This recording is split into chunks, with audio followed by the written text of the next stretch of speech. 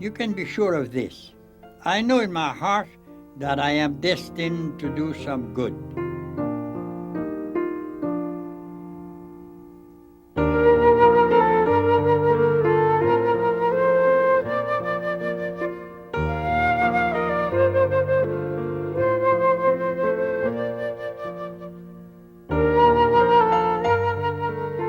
Ever wonder what people gathered at your funeral will remember about you? What goodness are you destined to accomplish with your life? This is the tomb of St. Eugene de Mazenod, founder of the Missionary Oblates of Mary Immaculate, who died May 21st, 1861. He came from a troubled family, lived in a violent and unjust society, and suffered through stressful personal situations. Each experience shaped him into a man people remembered as inspiring dignity, building community, and changing lives by responding to the needs of those most abandoned. Eugene's family was not perfect. His father, Charles Antoine, was president of the Court of Accounts, a highly educated and high-ranking official who lived wildly beyond his means.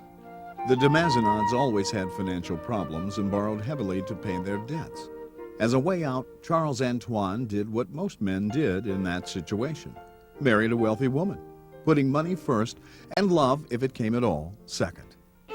A marriage was arranged between 33-year-old Charles Antoine and a wealthy but middle-class 18-year-old named Marie Rose Journis. Her family probably knew the de Mazenods needed money, but they wanted their daughter to marry into high society. The families drew up a contract on February 2nd, 1778, and the couple married the next day. They had 3 children. The oldest, Charlotte Elizabeth, died at the age of 5.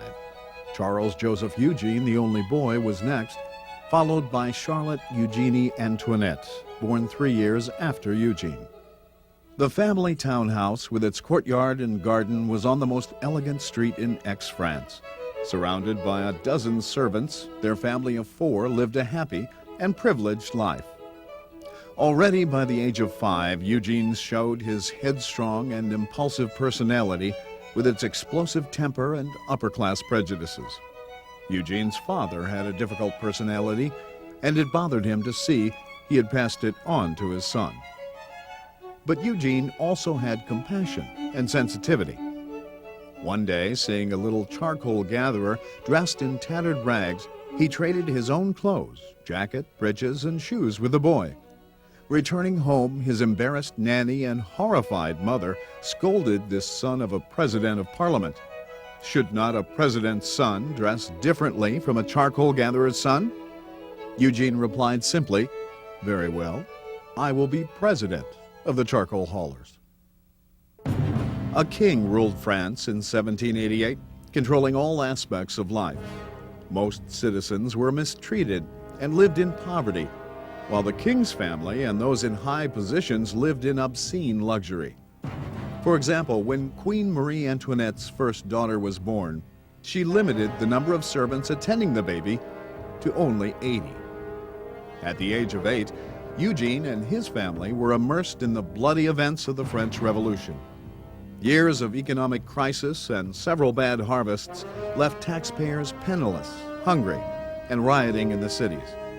The king, needing money to support his expensive lifestyle, decided to tax the nobility. This had never been done, and Charles Antoine, part of this privileged upper class, refused. The king resented the Pope's authority and sought to control the church by demanding that priests be answerable only to government. Pope Pius VI objected. The king responded violently, beheading those who disagreed. Of the 42,000 killed, most were peasants and workers. In December 1790, the revolutionaries threatened to hang Charles Antoine in his own courtyard because he had continued to defend his class privileges despite the hardships it caused the poor. He escaped to Italy, disguised as a huntsman. The threat was real. On Tuesday, December 14th, a lynch mob broke into the prison, dragged out 2 noblemen, and hung them from a lamppost outside the de Mazenod home. From his window, Eugene could see the 2 dangling corpses, a reminder that his father could be one of them. Charles Antoine, safe in Italy, feared his son would be murdered in this violence and sent Eugene's uncle for the child. After many arguments, his mother and her family finally agreed to Eugene's departure. Fearing the revolutionists, he would leave in secret. The boy begged to visit a family he was very close to. Feeling the tears about to flow, he hugged them and quickly left with a simple goodbye. Recalling Eugene's sensitivity, they admired his extraordinary courage. It would be 12 years before he would return to Aix. Within a short time, his mother joined them. Charles Antoine was disappointed to learn that she would come only if she brought her mother, great aunt, and cousins with her. Staying longer than expected in Italy, Eugene was enrolled in a school run by a religious group of priests. The superior, Father Leopold Scotti, was a man of common sense and excellent human qualities who balanced discipline and caring. There was another reason his parents chose the city of Turin. They wanted the king's personal surgeon to remove a growth near Eugene's left eye that was disfiguring his face. Wanting to spare his parents' worry, Eugene begged Father Scotti to change the time of the operation. Father Scotti did so, but Eugene, frightened by all the surgical instruments, called off the operation. Returning to his dormitory, Eugene felt overwhelmed and defeated. Kneeling down, he prayed for help. Now believing in God's strength, his fear vanished. He ran to Father Scotti, asking that the surgeon be called back. Since anesthesia was not used at that time, Eugene underwent the 10-minute operation, fully conscious, seeing and hearing everything. His parents arrived to find him already healing. In April of 1794, the de Mazenods pooled their money with other refugees to charter a boat for a 12-day voyage to Venice, Italy. Venice, once of first-class maritime and commercial power, had become a city of promiscuous pleasure seekers. Despite the carnival atmosphere, Eugene's family anxiously worried about their limited finances and unknown future, leaving the 12-year-old bored and depressed. Realizing the de Mazenods could not afford to pay for Eugene's education, their pastor asked a good young priest, Father Bartolo Zanelli, to tutor him. Each day for 3 years, Eugene crossed the street to study at the Zanelli home. After lunch, he and Father Bartolo went for a walk, always stopping to pray at one of the churches. In the evening, they prayed evening prayers and the rosary. Bishop de Mazenod wrote that his vocation to the priesthood dated back to that time. The experience provided the stable and nurturing atmosphere missing from his family. His parents' relationship was falling apart. There was the 15-year age gap between them, differences in their education, and opposite ideas about saving and spending money. A more serious problem was the constant interference of Marie Rose's mother. Unable to endure the stress, his mother took Eugene's sister Ninette and returned to France in 1795. By divorcing her husband, Marie Rose recovered the family's property and money, gave up her title of nobility, and became part of the middle class. Their divorce split the family. Eugene, his father and uncle, traveled from Venice to Naples to stay ahead of the French armies and bad business deals. As refugees, his father described their situation. Misery and destitution are our only outlook. On the evening of January 6, 1799, they arrived in another Italian city, Palermo. Immediately on his arrival, he stepped into a life of luxury. Eugene felt as if divine providence led him to the friendship of the Duke and Duchess of Canizzaro. He was treated as one of the family, like a brother to their sons. The rooms were luxurious, the meals magnificent, and servants plentiful. There was always a place set for him at their table, and he went along to their summer home. The Duchess provided his life with more than material goods and entertainment. She encouraged him in reading and public speaking skills and other areas where his education was lacking. Besides correcting his egotistical behavior, this saintly woman taught him the spiritual dimension of justice. Most of her income went to the poor, and she chose Eugene to distribute this money. Was it then that he began to realize what real poverty could be? In May 1802, Eugene mourned the death of the Duchess. his second mother. Her generosity toward those in need had been an inspiring example. Eugene's grief was intensified by his mother's demand that he return to France alone. Amid tears and hugs, Eugene left his father and uncles behind in Italy and arrived in France with no one to greet him. His parents loved him, but placed him into the middle of an emotional tug-of-war. Now 20, he had to begin his life again.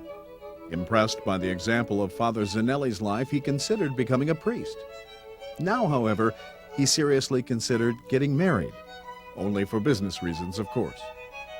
Marie Rose sought out possible marriage partners. From a wealthy family, he described the first young woman as having a lovely face and a fine figure. Before the details were settled, she died of tuberculosis. He told his father, "The plan fell through, let's drop the subject." The second prospect had a dowry of 40,000 francs at marriage, and another 20,000 at the death of her parents. Eugene complained that he wanted a wife with 150,000 francs and better than middle class. Except for the time in Naples, Eugene lived very little with his father. Through letters, the cultured Charles Antoine tried to correct Eugene's flaws. He wrote, "I recommend that you try to be more genteel and amiable. You were correct, but being correct is not all that matters. You are also expected to observe certain amenities. Speaking very brusquely and peevishly slapping your gloves on the table, that was not the way to act, my boy. I have an obligation to see that you learn how to conduct yourself in polite society." Amidst all this shallowness, stirring within Eugene was an urge to live a deeper Christian life. In December 1805, he was on the path leading to his conversion. His sensitivity could not tolerate injustice, even for those convicted of crimes. A week after joining a church association at the service of prisoners, he was protesting against the baker who provided bad bread to the men behind bars. Eugene also organized numerous collections to aid the poor. His father continued in exile, practically penniless, and cared for by his brother and Eugene. Eventually, Charles Antoine returned to France, where he died at age 75 on October 20th, 1820. His mother was a complex person. He experienced her pious devotion to the Virgin Mary, but also her mood swings in which she could be compassionate but also cruelly explosive, self-sacrificing and self-centered, loving and spiteful. Although she didn't always show it, she did love her son, and Eugene genuinely loved his mother. Madame de Mazenod died at Aix in 1851 at the age of 91. Eugene, the compassionate child that gave the clothes off his back to a child in need. The haughty, self-centered, and shallow adolescent who believed he knew everything.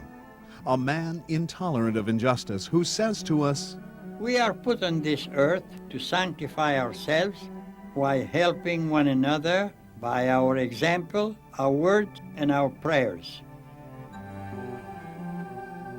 Searching for meaning in the face of God, he found both in helping the abandoned reach the other side of struggle.